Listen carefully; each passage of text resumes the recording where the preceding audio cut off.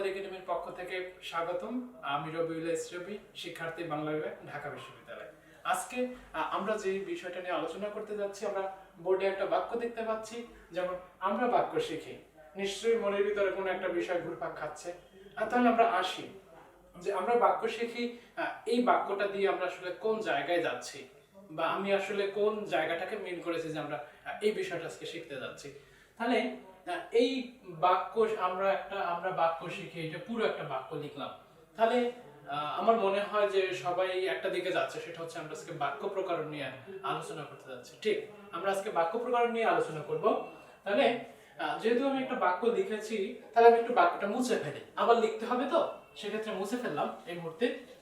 তাহলে যেহেতু শুরু থেকে আলোচনা করতে হবে, তাহলে আমি একটু শুরুর গোড়ার দিকেই যাই। বাক্য প্রকরণ আমাদের যেহেতু আজকের আলোচনা করতে হবে, এখানে আমি দুটো শব্দ লিখলাম, এক হচ্ছে বাক্য আর একটা প্রকরণ। এখন এই বাক্য এবং প্রকরণ শব্দটাকে বা শব্দ দুটোকে আগে যদি একটু বিভাজন করি, তাহলে আমরা হয়তো এর বিষয়টা বুঝতে পারবো। একটা মজার বিষয় যে কোনো কিছু জানার জন্য প্রথমেই যে বিষয়টা জানতে হবে সেটা হচ্ছে তার সংজ্ঞার্থটা, বা যদি বলি ডেফিনেশনটা, আমাকে সেইটা প্রথমেই জানতে হবে। তাহলে আমরা আসি শব্দ দুটোকে একটু বিশ্লেষণ করে দেখি।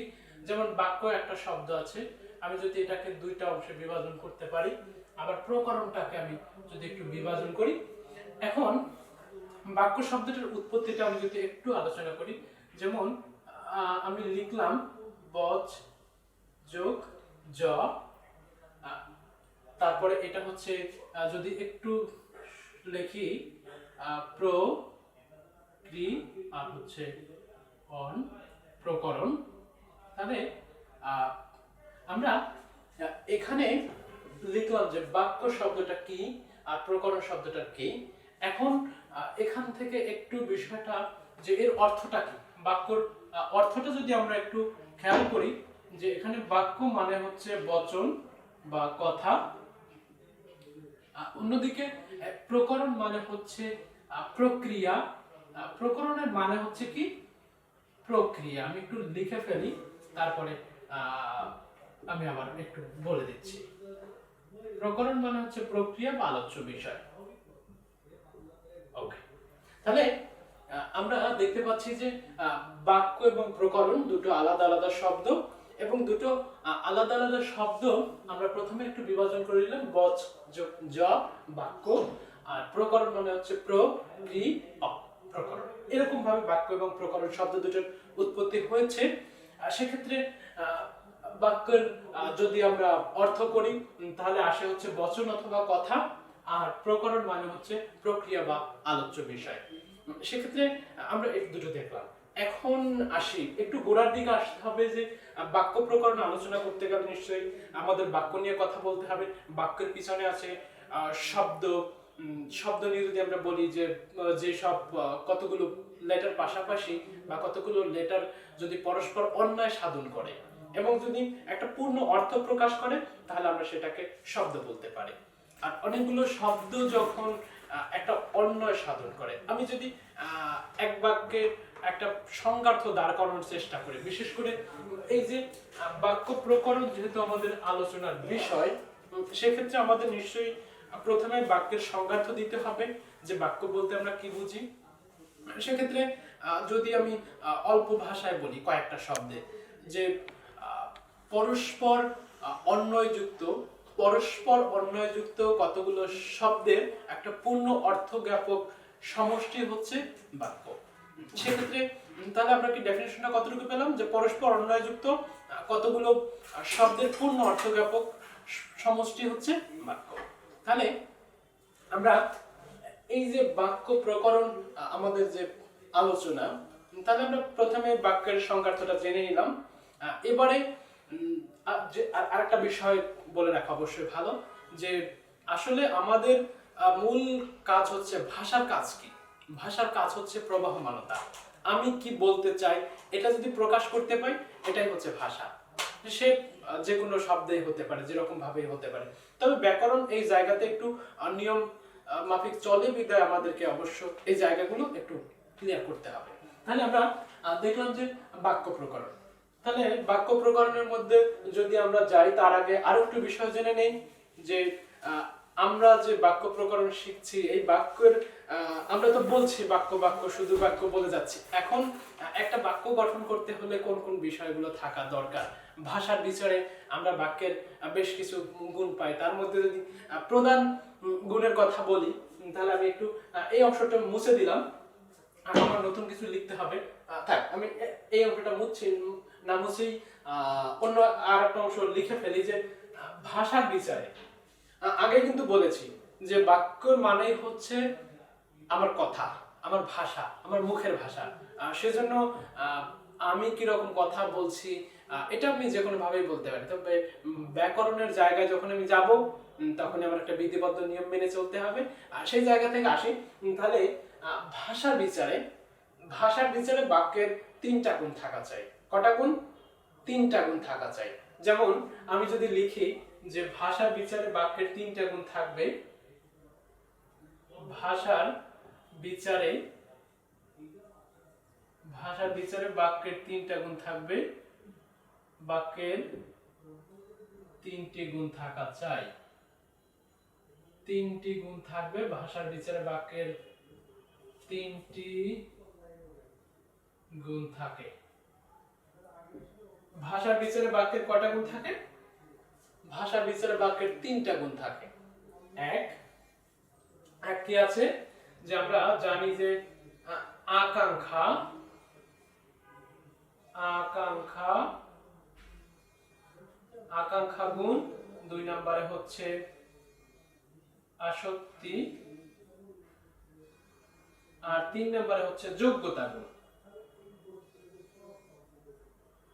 তাহলে একটা বাক্যের ভাষার বিচারে আমরা যখন কথা বলি বা আমরা যখন কোনো কিছু প্রকাশ করি, এই যে প্রকাশ করাটা, এই প্রকাশ করাটা হচ্ছে ভাষা। এই যে ভাষার বিচারে আমরা যখন ভাষাতাত্ত্বিকভাবে বা ব্যাকরণিকভাবে এটাকে বিশ্লেষণ করব, তখন আমাদেরকে তিনটা বিষয় মাথায় রাখতে হবে যে আমি একটা বাক্য লিখছি, এই বাক্যটাতে আমি কোন কোন বিষয়গুলোকে আমার মেনটেন করতে হবে। বিশেষ করে ব্যাকরণ যখন আসবে, ব্যাকরণের কাজ কি?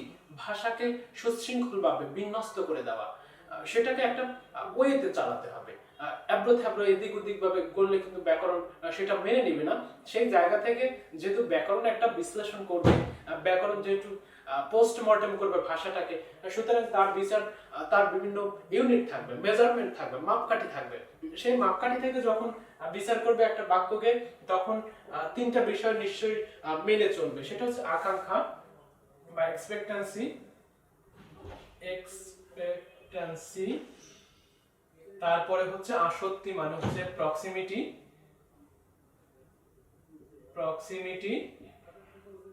আর আসক্তি মানে হচ্ছে প্রপ্রিয়েটি, প্রপ্রিয়েটি।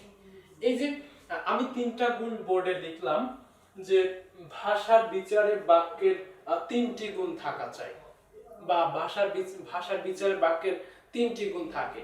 কি কি গুণ থাকে? আকাঙ্ক্ষা গুণ থাকে, আসক্তি গুণ থাকে এবং যোগ্যতা গুণ থাকে। তিনটা গুণ থাকে। তাহলে যদি এই তিনটা গুণ থাকে, তাহলে আমি যদি আবার সেই পেছনের বাক্যটাতে চলে যাই, আমি বাক্যটা আবার একটু লিখছি, এই অংশটাতে আমি আবার একটু লিখি, তাহলে আমার সুবিধা হবে।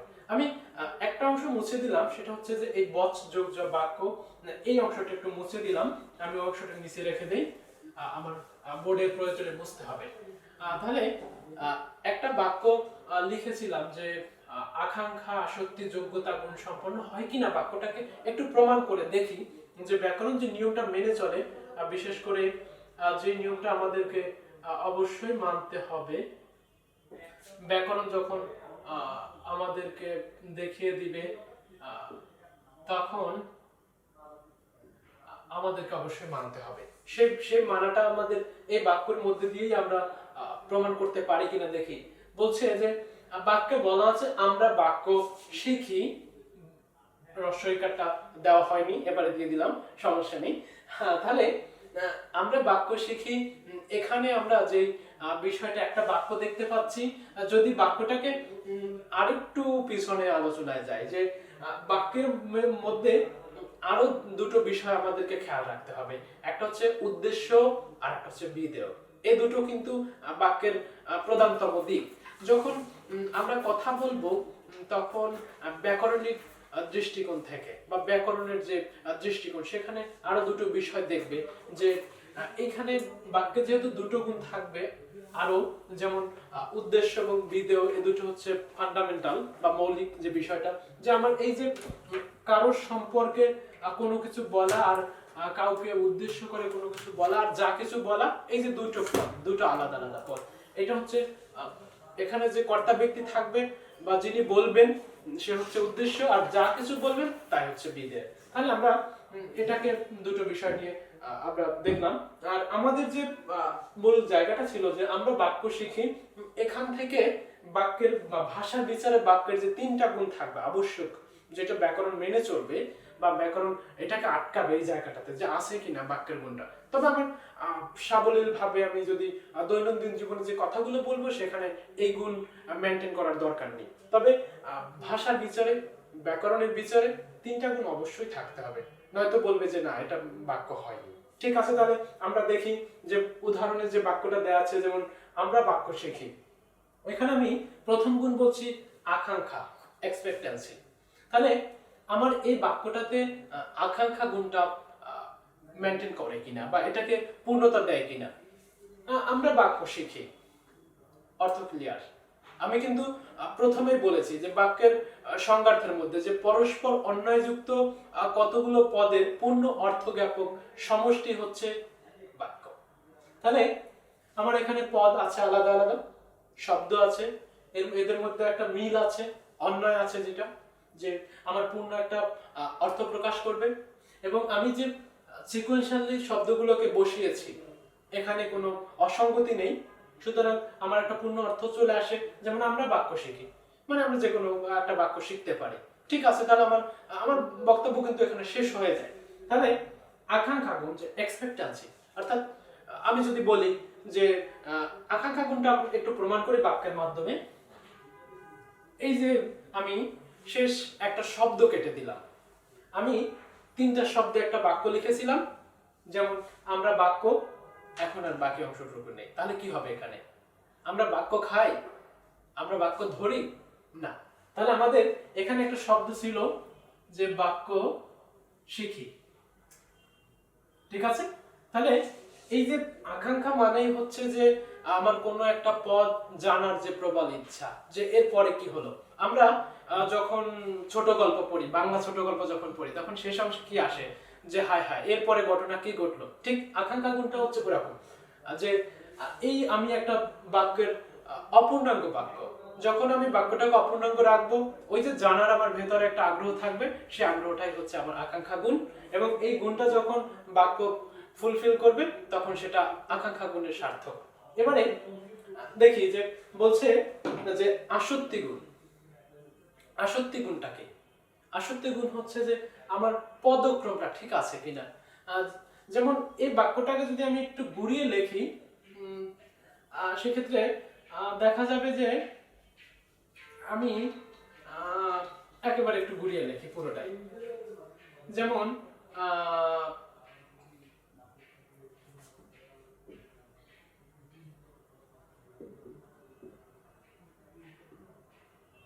এই যে আমি লিখছি বাক্য আমরা শিখি। আমি প্রথমে যতটুকু লিখেছিলাম এখনো ওই তিনটা শব্দই আছে, কিন্তু এই বাক্যটাকে ঘুরিয়ে লেখলেও দেখা যায় যে মোটামুটি ভাবে অর্থ প্রায় একই রকম দেয়। তবে সার্থক যে অর্থটা, বিশেষ করে যদি আমরা এই পদটাকে এ পাশে ঘুরিয়ে এনে দেই, তাহলে দেখা যায় যে আমরা বাক্য শিখি।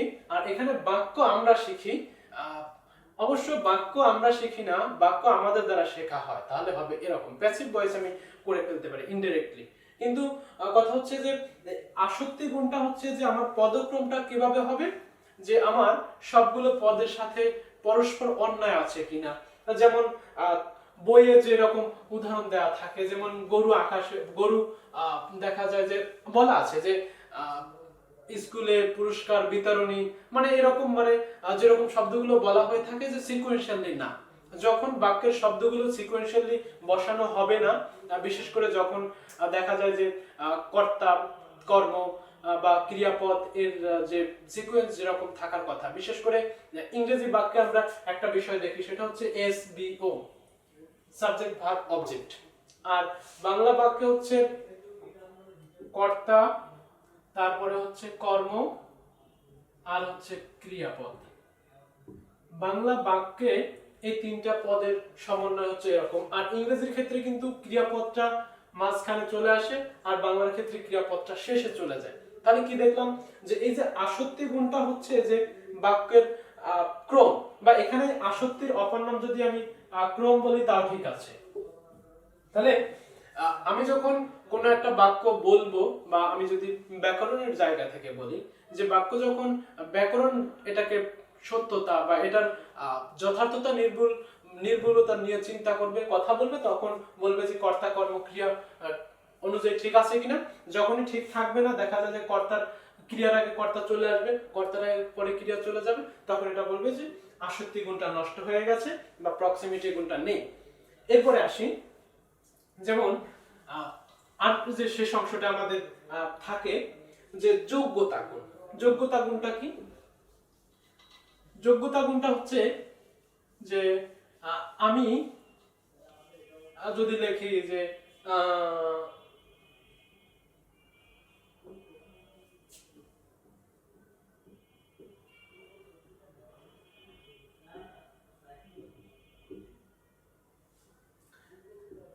আমি চোরে বাসে হাঁটি, মানে কেমন একটা অ্যাব্রো অর্থ বোঝাচ্ছে যে আমি চোরে বাসে হাঁটি, মানে এখানে আমার বাসে চড়ে হাঁটা, এটা বাসে চড়ে তো বাসই তো দৌড়াচ্ছে, আর সেক্ষেত্রে আমার হাঁটা তো নিরর্থক। তো এখানে যে এই যে বাক্যটা আমি বললাম, এই বাক্যটার মধ্যে আমার একটা গুণ নষ্ট হয়েছে, একটা গুণ না, শুধু দুটো গুণ নষ্ট হয়ে যায়। যেমন আসক্তি গুণটাও নষ্ট হয়, আমার যোগ্যতা গুণটাও নষ্ট হয়। যোগ্যতা গুণটা হচ্ছে এমন কোনো কথা বলা যাবে না, বা এমন কোনো বাক্য লেখা যাবে না, বা এমন কোনো কিছুই করা যাবে না যেখানে আমার বাক্যের একটা পূর্ণাঙ্গ অর্থ আসবে না। যখনই অর্থ আসবে না, বা যে অর্থটা আমরা পাবো এখান থেকে, সেই অর্থটা আসলে যথাযথ না, তাহলে আমার সেখানে বলা যাবে যে এই বাক্যে যোগ্যতা গুণ হারিয়েছে। তাহলে যদি আমি এখানে যদি একটু মুছে দেই, যে আমি বাস শব্দটা একটু মুছে এখানে লিখে ফেলি, আমি বাসে চড়ে বাসায় যাই। এবারে আমি যে বাক্যটা লিখলাম যে আমি বাসে চড়ে বাসায় যাই, তাহলে এখানে কিন্তু আমার পূর্ণ একটা অর্থ আসে। তাহলে আমি আবার একটু মনে করিয়ে দিতে চাই যে পরস্পর অন্বয়যুক্ত পূর্ণ অর্থ জ্ঞাপক কিছু পদের সমষ্টি হচ্ছে বাক্য, পরস্পর অন্বয়যুক্ত। তাহলে এই আমি, বাসে চড়া, তারপরে হচ্ছে বাসায় যাওয়া, এর মধ্যে একটা অন্বয় আছে, একটা সঙ্গতি আছে, একটা মিল আছে, কোহিয়ারেন্স আছে। সো সেই জায়গা থেকে যখন আমি দেখবো যে আমি বাসে চড়ে বাসায় যাই, এই বাক্যটা একটা সার্থক বাক্য, পূর্ণ বাক্য। কারণ এখানে আমি বাসে চড়ে বাসায় যাই, আমার একটা অর্থ প্রকাশ পেয়েছে। আকাঙ্ক্ষা গুণ যেরকম নেই, আসক্তি গুণটা যেরকম ভাবে এখান থেকে শেষ হয়ে গেছে, যে আমার পদ সংস্থাপনার ক্রম, বিশেষ করে কোন পদের পর কোন পদ বসবে আমি সেটা সিকোয়েন্সিয়ালি ঠিক রেখেছি। পাশাপাশি হচ্ছে যোগ্যতা গুণ, যে আমি বাসে চড়ে বাসায় যাই, এখানে আমি বাসে চড়ে বাসায় যেতে পারি, কারণ আমার বাস লাইন যদি হয়ে থাকে আমার বাসার পথে, নিশ্চয়ই আমি বাসে চড়ে যেতে পারবো। তাহলে আমার এখানে যোগ্যতা গুণের মধ্যে কোনো ব্যাঘাত ঘটেনি। তাহলে এই যে প্রথম যে আমরা তিনটা গুণ পাইলাম, তাহলে আমরা আবার একটু দেখে নিই যে আকাঙ্ক্ষা, আসক্তি এবং যোগ্যতা। তাহলে ভাষার বিচারে প্রধানত তিনটে। আবার আমাদের এটা নিয়ে আবার আরেকটু কথা বলতে হবে, তার আগে আমরা একটু রিমাইন্ডার দিয়ে নেই যে এই যে আকাঙ্ক্ষা, আসক্তি এবং যোগ্যতা, এর মধ্যে একটা বাক্যের মধ্যে আমরা, এই বাক্যটার মধ্যে আমরা তিনটা গুণকেই দেখতে পাই, এবং এই তিনটা গুণ দেখার মাধ্যমে আমরা প্রমাণ করতে পারি যে আকাঙ্ক্ষা মানে হচ্ছে নিবৃত্তি ঘটবে, আসক্তি মানে হচ্ছে সিকোয়েন্সিয়ালি বসবে, আর যোগ্যতা মানে হচ্ছে একটা পূর্ণ অর্থ জ্ঞাপক, অর্থাৎ এমন একটা অর্থ প্রকাশ করবে না যেটা আদৌ উল্টাপাল্টা বলা যায় যে কোহেরেন্স থাকবে না, যে আমি চোরে বাসে এরকম ভাবে এব্রো থাকবে ভাবে হবে না, এটা সিকোয়েন্সিয়ালি হবে এবং পূর্ণ অর্থ প্রকাশ করবে। ঠিক আছে, তাহলে আমরা একটু মুছে দেই, সেটা হচ্ছে যে এবারে এই দুইটা অংশই আমি মুছে ফেলি। তাহলে আমি দুটো অংশ মুছে ফেলার পরে আবার শেষ অংশ কোনটা থাকে? যোগ্যতা অংশ। ঠিক আছে, তাহলে আমি এই অংশটাও মুছে দিলাম। এবারে আমি বাক্যটাকেও মুছে দিলাম। আমি শিরোনামটা ঠিক রাখলাম, বাকিটা সবাইকে মুছে দিলাম। ঠিক আছে, তাহলে আবার একটু দেখি যে এবারে যে অংশটা ছিল শেষ অংশটুকু নিয়ে একটু কথা বলেছিলাম যে যোগ্যতা গুণ যোগ্যতা। এখন এই যোগ্যতার মধ্যে আবার বেশ কিছু সেক্টর আছে, যেমন আমি এমন কিছু শব্দ ব্যবহার করলাম যেটা আসলে কারো বোধগম্য না, তাহলে এটার কোনো মানে হয় না। সেজন্য আমাকে এমন কোনো শব্দ ব্যবহার করা যাবে না যেটা দুর্বোধ্য বা অপ্রচলিত। কারণ আমি কিন্তু একটা বিষয় আগেই বলেছি, ভাষার কাজ হচ্ছে প্রবাহমানতা, এবং ভাষার কাজই হচ্ছে অন্যকে বোঝাতে সক্ষম। যদি না অন্যকে বোঝাতে সক্ষম হয় তাহলে এই ভাষার কোনো মূল্যায়ন থাকবে না। সেই জন্য আমার ভাষার বিচারে বাক্যকে অবশ্যই যোগ্যতা সম্পন্ন হতে হবে, এবং যোগ্যতা সম্পন্ন হতে হলে প্রচলিত শব্দ ব্যবহার করতে হবে, অপ্রচলিত শব্দ ব্যবহার করা যাবে না, দুর্বোধ্য শব্দ ব্যবহার করা যাবে না, এবং দুর্বোধ্য শব্দ ব্যবহার করতে হলে সেটাকে কোড আনকোড অর্থ বলে দিতে হবে, যদি সেটা আমি যেটা প্রকাশ করেছি সেটা অর্থ যদি না বুঝতে পারা যায়। তাহলে যোগ্যতার মধ্যে একটা অংশ আমরা কি পাই যে এর মধ্যে কি থাকতে পারবে না? দুর্বোধ্যতা, এই যে একটা অংশ। আরেকটা হচ্ছে যে আমরা আরেকটা অংশে পাই, সেটা হচ্ছে যে দেখি আমি একটু লিখে ফেলি যে রীতিসিদ্ধ অর্থবাচকতা। রীতিসিদ্ধ অর্থবাচকতা, এই যে দুটো অংশ আমি একটু আলোচনা করি, তারপর আরো আমাদের আরো বেশ কয়েকটা অংশ আসবে, আস্তে আস্তে লিখছি। রীতিসিদ্ধ অর্থবাচকতার মধ্যে আমরা আগে দেখি দুর্বোধ্যতার কথা যে বললাম যে ভাষার কাজ কি? প্রবাহমানতা, বুঝাতে পারা, প্রকাশ করা। কোনো কিছু আমি যখন প্রকাশ করবো ওটা ভাষা হয়ে যাবে। তবে ব্যাকরণ যেহেতু একটু নিয়ম মাফিক চলে, সেই জায়গা থেকে তো অবশ্যই আমাদেরকে নিয়ম মেনে চলতে হবে। যে দুর্বোধ্যতা, যেমন যদি একটা বাক্য বলি যে তুমি আমার সাথে প্রপঞ্চ করেছো, এই প্রপঞ্চ শব্দটার অর্থই আমি যখন জানলাম না, তখন আমি এখানে একটা শব্দ লিখি যে প্রপঞ্চ, এই যে দেখা যায় যে অনেকেই আমরা এই শব্দটার অর্থ জানি না। বিশেষ করে আমাদের ভাষায় আরেকটু দুর্বলতা যে বাংলা ভাষা পৃথিবীর মধ্যে সবথেকে বৈচিত্র্যময়, এবং আমার কাছে বা আমি যতটুকু জানি বা মোটামুটি ভাবে গবেষকদের কাছে বাংলা ভাষা বা যে বাংলা আমাদের বর্ণমালা এটা বৈচিত্র্যময়, এবং পৃথিবীর অন্যান্য সুন্দর ভাষাগুলোর মধ্যে বাংলা অন্যতম। কিন্তু কথা হচ্ছে আমাদের যেহেতু নিজস্ব শব্দভাণ্ডার যতগুলো, তার মধ্যে সংস্কৃত থেকে যেহেতু বেশি অংশটা, অনেক সংস্কৃত শব্দের অর্থ আমরা দেখা যায় যে জানি না। তাহলে এই যেসব শব্দের অর্থ আমরা জানি না, আর সেগুলো যদি আমরা দৈনন্দিন কাজে ব্যবহার করি বা ব্যাকরণে ব্যবহার করি, তাহলে সেটার তো অর্থ হয় না। ভাষার কাজকেই প্রবাহমানতা, প্রকাশ করা। তাহলে এই যে প্রপঞ্চ যখন আমি বললাম অর্থ জানা নেই, তাহলে কি লাভ হলো? দরকার নাই। তাহলে কি করতে হবে? এখানে আমি যদি সহজ করে বলতে হবে যে আসলে এই প্রপঞ্চের মানে কি, যে আমার সাথে ছল চাতুরি করা নাকি চালাকি করা। তাহলে কি বলা যায়? যে আমার সাথে ছল চাতুরি করা হলো বা চালাকি করা হলো, তাহলে কি দাঁড়ালো? যে প্রপঞ্চ মানে হচ্ছে ছল চাতুরি বা চালাকি। সুতরাং এই যে ছল চাতুরি বা চালাকি, এটাকে যদি আমি সহজ ভাষায় লিখতাম, সহজ বাংলায় লিখতাম, বা আমাদের নিজস্ব কথায় দৈনন্দিন প্রচলিত শব্দে লিখতাম, তাহলে আমার কিন্তু এটা আবার পূর্ণ অর্থ প্রকাশ করতে হতো না। এখানে দেখা যায় যে প্রপঞ্চ লিখে আমি আবার দুটো ব্র্যাকেট দিয়ে তারপরে আবার অর্থ করে দিতে হবে, কোড আনকোড, দরকার নাই। তাহলে কি হতে হবে? বাক্যের মধ্যে, ভাষায় ব্যবহৃত বাক্যের মধ্যে আমাকে অবশ্যই দুর্বোধ্য শব্দ ব্যবহার এটাকে এড়িয়ে চলতে হবে। তারপরে রীতিসিদ্ধ অর্থবাচকতাটাকে আমি একটু উদাহরণ লিখি। যেমন আমি একটা শব্দ লিখলাম বাধিত, বাধিত, বাধিত।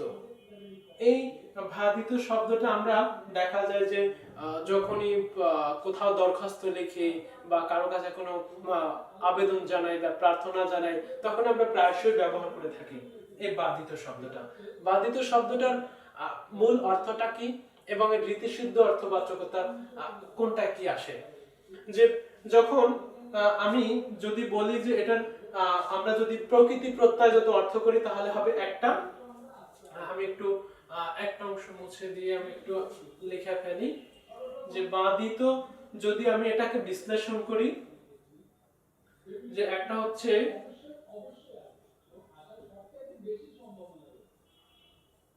বাধাপ্রাপ্ত, আর একটা হচ্ছে যে এটা হচ্ছে অনুগত অথবা বাধ্য। তাহলে আমি এখানে তিনটে অর্থ দেখতে পাই যে বাধিত শব্দটার বাধাপ্রাপ্ত, অনুগত আর হচ্ছে বাধ্য। তাহলে এই যে বাধিত, এটা রীতিসিদ্ধ অর্থ হচ্ছে বাধাপ্রাপ্ত এবং এর প্রকৃতি প্রত্যয়জাত অর্থ হচ্ছে অনুগত বা বাধ্য। তাহলে এই যে রীতিসিদ্ধ অর্থবাচকতা হচ্ছে যে দেখা যায় যে শব্দের উৎপত্তিজাত একটা এবং শব্দ বর্তমানে ব্যবহার করা হয় অন্য অর্থে। যেমন আমরা যদি অন্য সম্পর্কে একটা শব্দ আছে যে অন্ন, এই যে অন্ন, এই অন্ন শব্দটা যখন উৎপত্তি হয় তখন বিভিন্ন খাবার সম্পর্কে বোঝানো হতো, কিন্তু এখন আমরা অন্ন বলতে বুঝি ভাত। এই যে শব্দের উৎপত্তি এবং উৎপত্তি থেকে শুরু করে পরবর্তী বিভিন্ন সময়ের পরিক্রমা বা কালের পরিক্রমায় যে শব্দের অর্থগত পরিবর্তন ঘটে থাকে, কখনো কখনো দেখা যায় যে শব্দের অর্থের সংকীর্ণতা, তারপরে হচ্ছে কখনো সম্প্রসারণ বা এরকম ভাবে কখনো পরিবর্তন চলে আসে। দেখা যায় এই যে পরিবর্তনটাই মূলত বলা হয়ে থাকে শব্দের এই যে রীতিসিদ্ধ অর্থবাচকতা। বিশেষ করে ব্যাকরণের এই অংশটা একটা বিশাল একটা অংশ, যে শব্দের যে উৎপত্তিগত অর্থ এবং ব্যবহারিক অর্থ আমরা যখন দেখি আলোচনায়, যে আমরা যখন শব্দ প্রকরণের মধ্যে আলোচনা করব তখন এই অংশটা ক্লিয়ার হয়ে যাবে যে যৌগিক শব্দ, তারপর হচ্ছে রূঢ়ি শব্দ, যোগ রূঢ় শব্দ কিভাবে হলো, এর পরিবর্তনটা কিভাবে আসে, ওইখানে হচ্ছে রীতিসিদ্ধ অর্থবাচকতা নিয়ে কথা বলা যাবে। এবারে রীতিসিদ্ধ অর্থবাচকতা গেল, তারপরে কি আসে যে অন্য যোগ্যতার মধ্যে আরো একটা গুণ থাকে, যেমন 3 নাম্বার উপমার ভুল প্রয়োগ। মজার বিষয় হচ্ছে যে ভুল লিখতে গিয়ে কিন্তু অনেকে ভুল করে ফেলে। যেমন এখানে এটাই হচ্ছে দেখানোর বিষয় ছিল যে ভুল লিখতে গিয়েও কিন্তু ভুল করার সুযোগ আছে, সেক্ষেত্রে দীর্ঘ উকার ব্যবহার করলে কিন্তু ভুল। তাহলে উপমার ভুল প্রয়োগ, আচ্ছা আমি এখানে প্রয়োগ শব্দটা লেখার আগেই শেষ করে দিয়েছিলাম। তাহলে আমার মাথায় রাখতে হবে যে ভুল লিখতে গিয়ে যেন আবার ভুল না হয়ে যায়। তাহলে কি হলো, রীতিসিদ্ধ অর্থবাচকতা গেল, তারপরে হচ্ছে উপমার ভুল প্রয়োগ। এখন এখানে আরেকটা বিষয় যে ব্যাকরণে উপমার ভুল প্রয়োগ ঘটতে পারে, তবে সাহিত্যের ক্ষেত্রে উপমার ভুল প্রয়োগ ঘটে না। কিন্তু কথা হচ্ছে আমরা যেহেতু আমাদের আলোচনা ব্যাকরণ, সুতরাং ব্যাকরণের জায়গা থেকে দেখতে হবে, কবির জায়গা থেকে দেখলে তো আর হবে না। যেমন জীবনানন্দ দাশ বলেছে রূপসী বাংলা, আসলে ব্যাকরণ এটাকে বলবে যে বাংলা রূপসী হয় না, বাংলা হতে হবে রূপবতী, রূপবান থেকে রূপবতী। তাহলে রূপসী শব্দটা কবির সৃষ্টি, ঠিক আছে। তাহলে এই জায়গাটা আমরা একটু পরে আলোচনা করি যে কবির এখানে একটা স্বাতন্ত্র্য আছে, তার নিজস্ব একটা প্লট আছে যেখানে সে চলতে পারবে। সুতরাং আমরা ওই দিকে না যাই, আমাদের কথা হচ্ছে ব্যাকরণ নিয়ে। সুতরাং উপমার ভুল প্রয়োগটা কিভাবে হয়, যেমন যদি আমি উদাহরণের মাধ্যমে দেখাই যে আমার হৃদয় মন্দিরে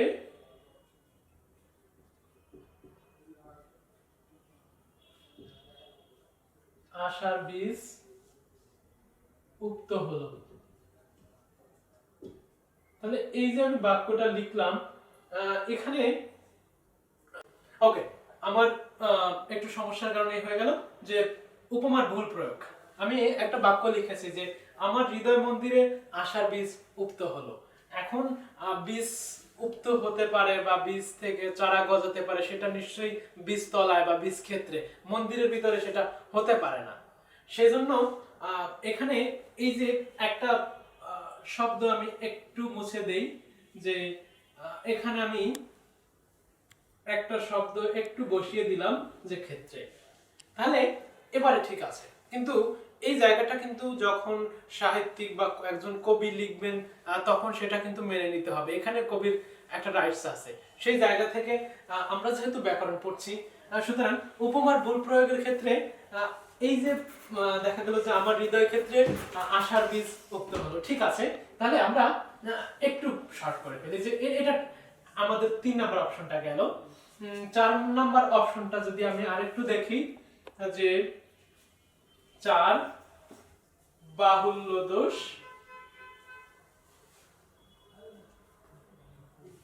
বাহুল্য দোষ, বাহুল্য দোষটা কি? এই বাহুল্য শব্দটার মধ্যেই তো আছে বাহুল্য দোষ। দেখা যায় যে বাহুল্য দোষটা আসলে কি হতে পারে, যে আমি এখানে আমার কথা বলার কথা 10টা, কিন্তু আমি কথা বললাম 12টা। তাহলে এই যে দুটো কথা অতিরিক্ত বললাম, এই দুটো কথা অতিরিক্ত বলাটাই হচ্ছে আমার বাহুল্য। তাহলে বাহুল্য দোষের মধ্যে কি বলা যায়, যে সব সব ব্যক্তিরাই এখানে উপস্থিত ছিলেন, সব মানুষেরাই এখানে খাবার খাচ্ছিলেন। মানে এই যে মানুষ মানেই তো হচ্ছে একটা পুরো বিষয়টাকে বোঝাচ্ছে। তারপরে আমি সব বললাম। আবার আবার বইয়ে যে এক্সাম্পল গুলো দেওয়া আছে, বিশেষ করে বলা আছে যে সব আলেমগণ, তারপরে হচ্ছে সব মানুষেরা, এরকম যে কোনো কিছুতে যখন ডাবল প্লুরাল হয়ে যাবে, যখন ডাবল প্লুরাল হয়ে যাবে বা দুইবার বহুবচনবোধক শব্দ ব্যবহার করে হবে, তখন সেটাই হচ্ছে এই যে বাহুল্য দোষ। তাহলে বোঝা গেল এটা। 5 নাম্বার অপশন তাড়াতাড়ি শেষ করব। 5 নাম্বার অপশনটায় কি হতে পারে? 5 নাম্বার অপশনটা যদি আমি দেখি যে গুরু চণ্ডালী দোষ। গুরু, আরে আমার কি চলে গেল, নিচে চলে গেল, তো যার কারণে একটু লিখতে কষ্ট হচ্ছে। গুরু চণ্ডালী দোষ ব্যাকরণে এই জায়গাটা একটু গুরুত্বপূর্ণ। বিশেষ করে আমি কিন্তু আগেই বলেছি যে আমাদের বাংলা ভাষায় বিশেষ করে আমাদের যে বর্ণমালা বা আমাদের যে শব্দ, সেখানে আমাদের স্বাতন্ত্রিক জায়গাটা একটু কম। বিশেষ করে আমাদের ভাষার যে উৎপত্তির জায়গা থেকে আমরা সংস্কৃতের কাছ থেকে শব্দ বেশি ধার নিয়েছি, যার কারণে আমাদের দেখা যায় যে অহরহই আমরা এটা ভুল করে থাকি।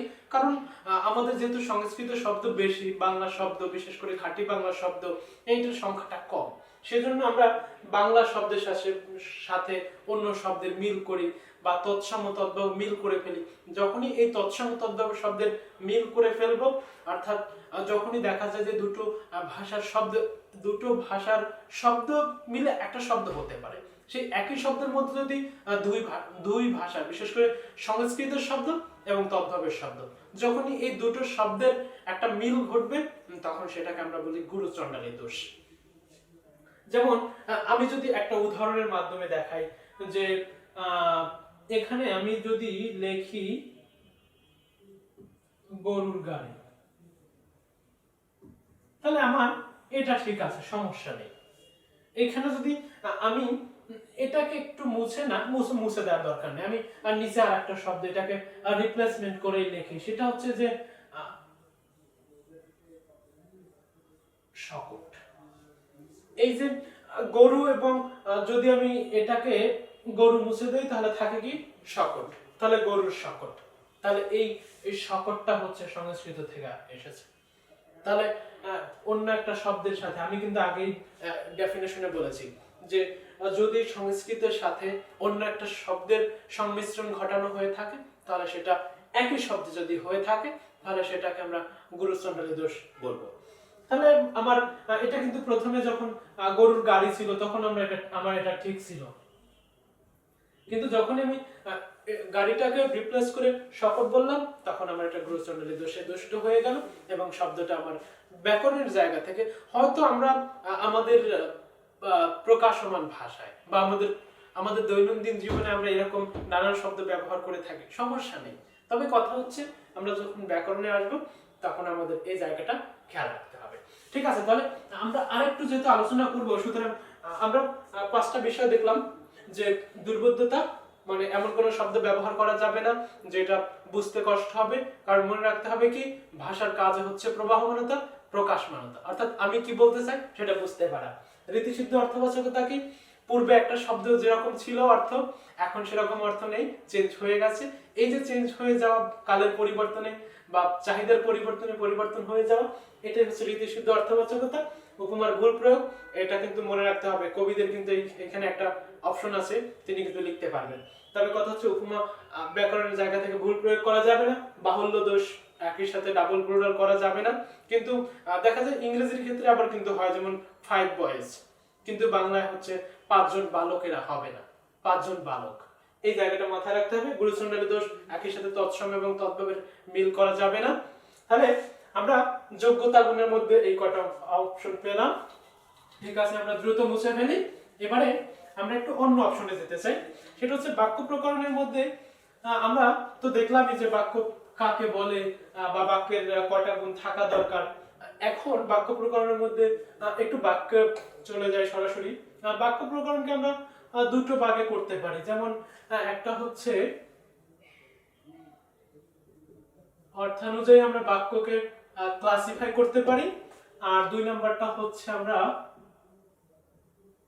গঠন অনুযায়ী ক্লাসিফাই করতে পারি। তাহলে এই যে বাক্য ক্লাসিফিকেশনের মধ্যে আমি এখানে একটু সি লিখে দেই, মানে ক্লাসিফিকেশন বা শ্রেণী বিভাগ।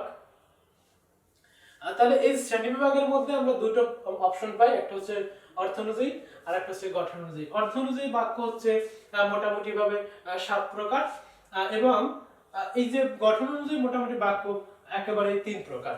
যেমন একেবারে সহজ করে লিখে ফেলি দ্রুত, সরল বাক্য, 2 নম্বরে হচ্ছে জটিল, আর 3 নম্বর অপশনটা হচ্ছে যৌগিক। সরল বাক্য কোনটা, জটিল বাক্য কোনটা এবং যৌগিক বাক্য কোনটা। একটা বিষয় মাথায় রাখতে হবে যে প্রতিটা বিষয়েরই যদি আমি সংজ্ঞার্থটা বা ডেফিনিশনটা প্রপারলি মনে রাখতে পারি বা এটাকে বুঝতে পারি, তাহলে আমার সহজ। তাহলে এদিকে আমরা 3টা অংশ পাই। তাহলে আমি এই অংশটা নিয়ে আগে একটু আলোচনা করি, পরে আমি উপাস্য অংশটা অর্থাৎ অর্থ অনুযায়ী অংশটা একটু পরে দেখছি। তাহলে সরল বাক্য, তাহলে আমি পুরো অপশনটা মুছে ফেলে আমি এই পাশে লিখি একটু, সেটা হচ্ছে আমার সুবিধার্থে, যে সরল বাক্য।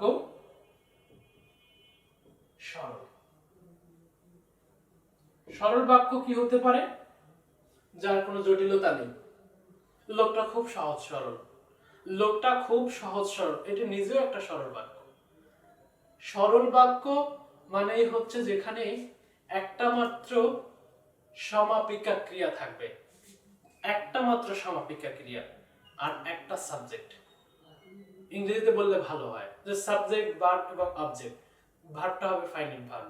তাহলে যদি একটা বাক্যে একটা কর্তা এবং একটা সমাপিকা ক্রিয়া থাকে, তাহলে এটাকে বলা যায় সরল বাক্য। যেমন আমি প্রথমেই একটা বাক্য লিখেছিলাম, যেমন আমরা বাক্য শিখি, আমরা বাক্য শিখি। এই যে একটা সাবজেক্ট, একটা ফাইনাইট ভার্ব, সমাপিকা ক্রিয়া। তাহলে যদি বাক্যের কর্তা এবং ক্রিয়ার মধ্যে সমন্বয়টা সাধন হয়, একটা পূর্ণ অর্থ প্রকাশ করতে পারে, এবং ক্রিয়াটা যদি পূর্ণ অর্থ প্রকাশ করে, আমার কর্মপদ আছে কি নাই জানার দরকার নাই, তবে কথা হচ্ছে যে আমার ক্রিয়াপদটা পূর্ণ অর্থ প্রকাশ করতে পারলো কিনা। যখনই ক্রিয়াপদটা পূর্ণ অর্থ প্রকাশ করবে, তখন আমার সেটা হয়ে যাবে কি সরল বাক্য। অর্থাৎ একটা সাবজেক্ট, একটা ভার্ব যদি একটা পূর্ণ অর্থ প্রকাশ করে, তাহলে সেটাকে আমি সরল বাক্য ধরি। তাহলে আর একটা বিষয় যে এখানে প্রশ্ন নিশ্চয়ই কারো না কারো কাছ থেকে আসবে যে আমি যদি একটা বাক্যে অনেকগুলা ভার্ব ব্যবহার করি, বিশেষ করে ক্রিয়াপদ ব্যবহার করি, তাহলে সেটাকে সরল বাক্য বলা যাবে কিনা। হ্যাঁ, আমি আগে एग्जांपल দিয়ে নিচ্ছি যে আমি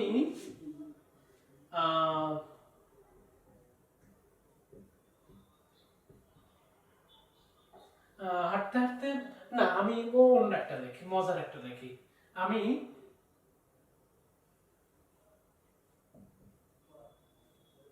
ফার্মগেট লিখে ফেলি, আমি ফার্মগেট গিয়ে কেনাকাটা করলাম।